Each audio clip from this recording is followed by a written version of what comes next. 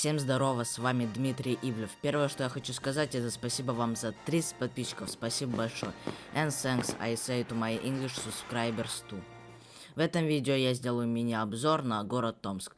К слову, Варламов сделал норм обзор, но толком-то и не походил по городу, даже на зеленые горки не сходил. Смотрел я не только его обзор, но и других менее известных. Их видео мне намного меньше понравились, потому что только и делали, что жаловались. Перед обзором на сам город поговорим, как тут по школам, транспортам, магазинам. Школа тут нормальная, кроме 58-й. 58-я это, конечно, дыра полная, никому не советую. Я уже ушел из нее, поэтому не могу бояться за свою жизнь. Ушел после 4 класса, как я уже сказал, дыра полная, больше о ней не буду говорить.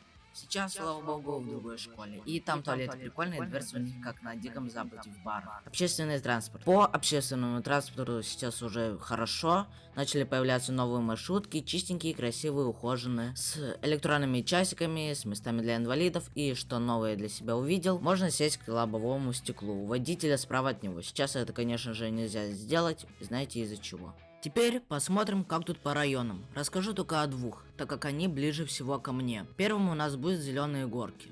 Район ухоженный и красивый, с новыми домами, красивыми площадками, магазины там также есть. Даже довольно большой супермаркет Spar и парочку маленьких магазинчиков. На Зеленых горках есть даже улица дизайнеров, но она мне не очень понравилась. Только, правда, хотелось бы, чтобы так же хорошо и быстро строили или реконструировали и другие районы. Ну, я им завидую, но не очень сильно, потому что на их районе ты очень быстро устаешь. Так как весь район и есть одна большая зеленая горка. На велике там кататься невозможно. Смешные истории я с ним не знаю, район относительно новый, я там не живу и я там бываю очень редко.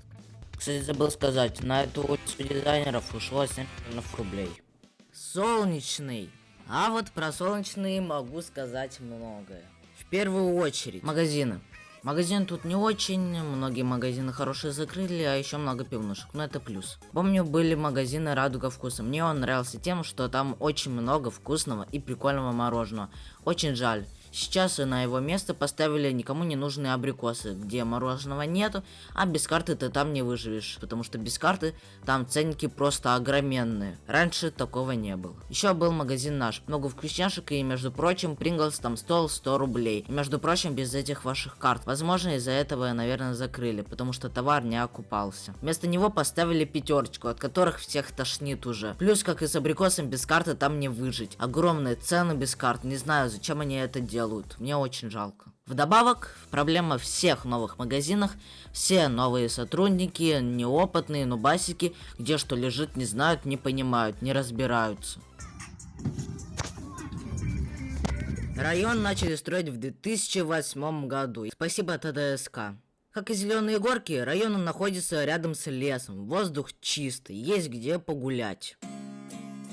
Площадки к этому времени появились, и появились они как и для тренировки, так и для игры. По всему району и, наверное, по всему Томску поставили комплект тренировочных площадок. Канат, турники, стенка для скалолазания, тренажер для ног и поход-тренажер для спины или бедра, но многие на этой штуке просто крутятся. Вдобавок, построили Кремль с кораблями, несколькими качелями, из этих качелей одна огромная, по типу большой шины и пару веревок, и одна мистическая качель, которая постоянно ломается и чинится. Кремль с другими конструкциями поставили где-то около 1,5 года назад. А кто был на моем прошлом канале, помнят, когда я делал обзор на этот Кремль, заметил новое здание, а оказывается, оно еще было недостроено. Так вот, спустя год я вернулся туда, и там был строительный магазин. Мы с мамой там линолеум брали. Изумрудный город. Самый большой и востребованный торговый центр в нашем городе. Изумрудный город. Торговый центр в 3 этажа. Около ИГ, как некоторые называют Изумрудный город, стоит статуя Изумрудного города. Персонажи из страны Оз. Оттуда и название торгового центра. Изумрудный город. Статуя за несколько лет позеленела. И сейчас она выглядит как изумруд.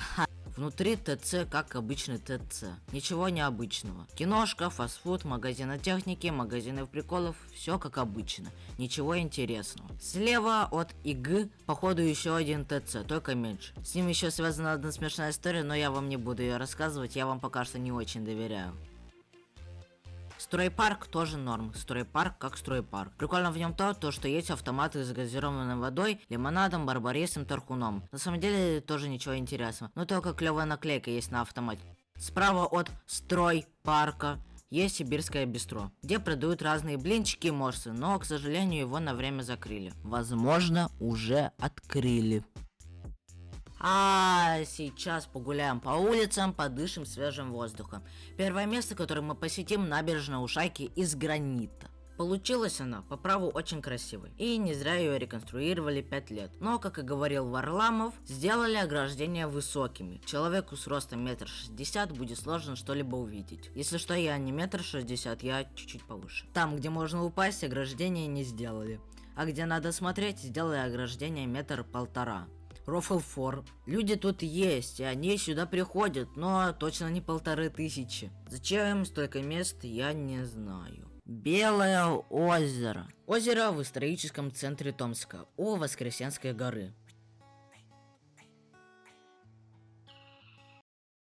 Наша следующая цель – место основания Томска. Идем по Октябрьскому взвозу и, свернув направо, видим Воскресенскую церковь. Внутри там красиво, но там мне запретили снимать, печалька. Зато у церкви есть красивый сад.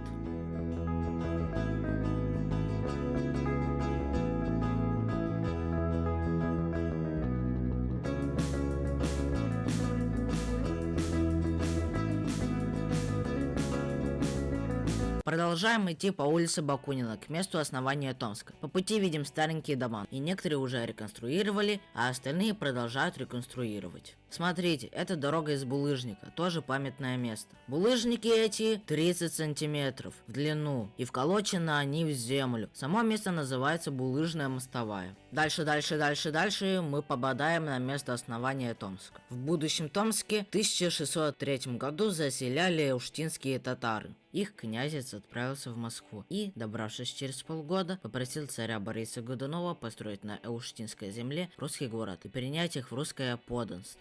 Царь принял просьбу Таяна. В марте 1604 года, у меня, кстати, день рождения в марте, был отдан наказ о построении Томского города и приведении в подданство русского князя Таяна. На возвышенности, которую позднее назвали Воскресенская гора, было выбрано место для крепости. Чтобы сохранить в памяти потомков место основания Томска, был установлен камень-памятник. На памятнике закреплена небольшая мраморная табличка, на которой написано: на этом самом месте в 1604 году был основан город Томск. Рядом с этим памятником стоит пушка, из которой раньше стреляли в противников. Надзорные башни, я, кстати, испугался, когда снимаю видео. Надзорные башни, памятник рублю. Мы посмотрели это место. Теперь идем к музею славянской мифологии. Спускаемся вниз по забавной лестнице. Заходим в музей. На входе находится магазин с сувенирами, матрешки, брелки и многое другое. Огромный медведь. Щука желания, я загадал желание. Ну, норм, прикольно. Ну, в принципе, на этом и закончим. Спасибо тем, кто досмотрел до этого момента. Если вы что-то знаете еще о Томске, то, что не знаю я, или если я что-то неправильно сказал, то добро пожаловать в комментарии. Читаю я их все. Возможно, когда соберется еще информация о том, что упустил, не досказал, выпущу вторую часть.